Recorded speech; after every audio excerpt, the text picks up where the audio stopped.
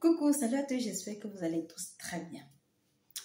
Aujourd'hui, on va parler de mon expérience que j'ai eue avec un médecin qui n'était pas mon médecin, mais mon médecin n'était pas là, donc on m'a attribué ce médecin-là.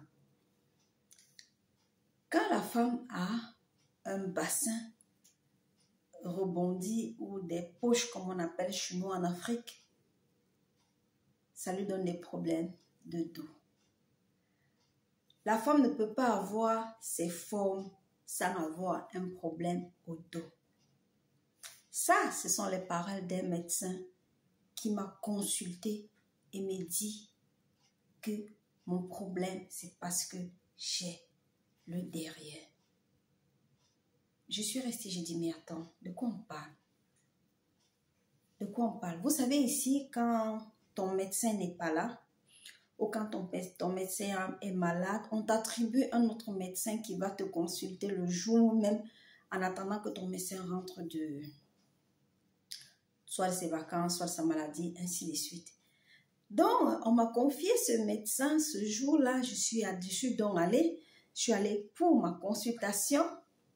J'ai un problème au dos. Ma colonne vertébrale, elle est penchée. Elle n'est plus droite, mais elle est penchée.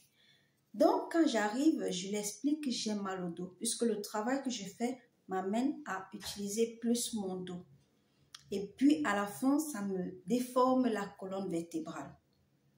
Donc, j'arrive chez mon médecin, je lui dis, ok, j'ai un problème au dos, ça fait un peu de temps. Avant ça, mon médecin m'avait laissé en arrêt maladie parce que j'ai eu un problème au travail qui m'a causé vraiment d'énormes problèmes. Donc, le médecin, j'arrive donc chez le médecin, je l'explique, j'ai un problème au dos qui ne fait que continuer, qui ne fait que persister. Déjà, quand je lui dis, ok, là, mon médecin m'a prescrit tel médicament, mais ça n'améliore pas. Il me dit, ce que je prends, ce sont des conneries. Je dis, mais comment ça, c'est des conneries? C'est un médecin qui m'a prescrit, c'est pas moi qui ai pris l'initiative de boire. Il y a un médecin qui m'a prescrit par rapport à ma douleur. Il me dit, non, ça c'est des conneries, tu ne bois que de l'esquifette, selon ce que, en mauvais terme italien, quoi. Je dis, comment ça? Il me dit, mets-toi debout, je me mets debout. Il me dit de rester sur la pointe des pieds, pas sur la plante, sur le talon, et qui me tient la main. Il me dit de rester comme ça et il va voir si j'ai des douleurs à la colonne vertébrale. Je reste comme ça, il me dit, tu as des douleurs? Je dis, oui, je sens les douleurs sur ma colonne vertébrale, ça me fait mal. Il me dit, reste bien debout. Il dit oui. Après, il me dit non. Je lui dis carrément que oui, j'ai des douleurs sur la colonne vertébrale.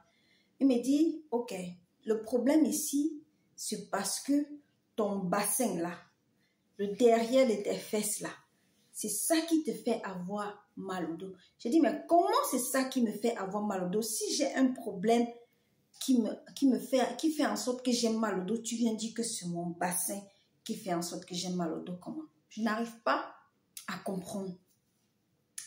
Il me dit, vous avez toujours le bassin reformé, rebondi. Je dis, mais attends, ça a quoi à y voir sur ma colonne vertébrale? Ça a quoi à y voir sur mon os sacral qui me fait mal? Il me dit, non, la cause, c'est ça. Je dis, mon travail, c'est ça, ma cause. Il dit, non, la cause, c'est ça. Vous, les Africains, vous avez ce problème-là. Je dis, aïe. Donc, on est les seuls, comme on est africain, on est les seuls à avoir le mal de dos, à avoir les problèmes sur l'os sacral, à avoir tout ça. C'est moi, nous les Africains, parce qu'on a le derrière rebondi. Parce qu'on a le bassin qui rebondit. Parce qu'on a les fesses qui a les poches, comme on appelle chez nous en Afrique. Je dis, mais attends, c'est quel médecin ça? J'étais remontée quand je suis sortie de son bureau parce que je ne pouvais pas aller travailler. Parce qu'avec la douleur que je ressentais, je ne pouvais pas aller travailler. Mais malgré tout, du côté de donner les arrêts maladie, il est champion. Il te dit carrément, c'est toi qui décides de la période que tu veux rester à la maison. C'est toi qui décides la période que tu veux rester à la maison. Je lui ai dit non, donne-moi une semaine. Comme ça, en attendant que mon médecin rentre, comme ça, je vais faire une bonne consultation encore, va me prescrire des examens, ainsi de suite. Et ce n'était pas la première fois que j'allais chez le médecin. Mais quand ton médecin n'est pas là, on ne peut pas t'attribuer un autre médecin, peut-être qui n'est pas disponible. Peut-être c'est lui qui est disponible quand ton médecin n'est pas là. Quand c'est comme ça, tu es choqué, ça t'énerve. Parce qu'il ne va pas prendre le temps de te consulter comme si c'était ton médecin. Il ne va pas prendre le temps de regarder ce qui ne va pas. Il va te faire à la légère, vite fait, pap, pap, pap, c'est fini. C'est fini. Et voilà, tu recommences, tu rentres avec ta douleur. Ta douleur, elle est là. Même si tu prends le médicament que le médecin t'a prescrit, mais ta douleur, elle est là. Ça n'améliore pas, mais ta douleur, elle est là. Tu supportes en attendant que ton médecin puisse rentrer, soit de ses vacances, soit de ses fériés. C'est un médecin ici dehors là. Ça ne vaut pas la peine. J'ai dit, ça ne vaut vraiment pas la peine. Un médecin capable de dire que c'est à cause de ton bassin, à cause de ton fessier, que ta colonne vertébrale te fait mal. Tu lui dis carrément, je travaille dans une maison de repos, je travaille avec des personnes, je soulève des poids. Non, c'est pas ça. C'est pas ça ton problème. Ton problème, c'est ton bassin. Je dis, comment on peut descendre quelqu'un comme ça? Parce que ça, c'était descendre. Donc, le fait d'avoir les bassins te donne les maladies. Si je m'asseyais chez moi, je ne travaillais pas, je ne devais pas avoir les maladies. Je restais chez moi sur mon divan, je m'occupais de ma petite vie. Je ne devais pas avoir mal au dos, je ne devais pas avoir mal au sac, même si j'avais les faux.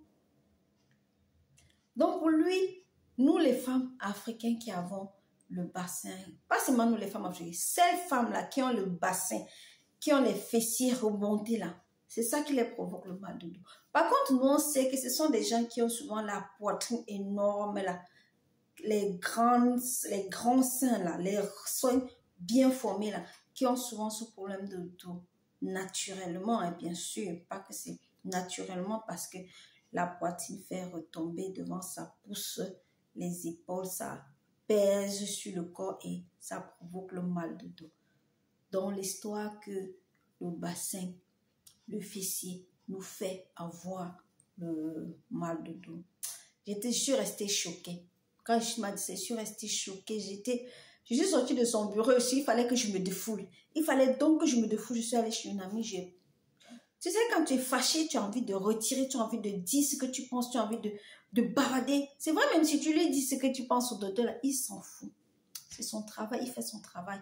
Que ça te plaise ou pas. Tu vas sortir, une autre personne va entrer.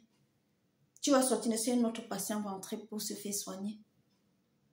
Pour se faire soigner parce que toi, ce que tu ressens, la douleur que tu ressens, lui ne le sait pas. Lui ne le sait pas, c'est pas sur son corps, c'est sur ton corps. Dans la fin de compte, je suis sortie, j'étais énervée. Je suis allée chez une amie, j'ai commencé à me défouler là-bas. Parce qu'il te pousse à bout, il fait en sorte que tu t'énerves pour rien même. Franchement, si tu n'avais pas envie de t'énerver, tu vas t'énerver. Donc souvent, c'est un médecin là, ça ne vaut vraiment pas la peine. Ça ne vaut vraiment pas la peine. Ils font souvent, ils partent faire le diplôme, bien sûr. Mais quand il faut consulter une personne, quand il faut faire une consultation vraiment comme ça se doit, non, une consultation à la légère, il fait pap, pap, pap. Il sait qu'à la fin du mois, il aura son salaire. Pap, pap, pap. Il a 10 patients. Il sait qu'avec ces 10 patients, à la fin du mois, il a son salaire.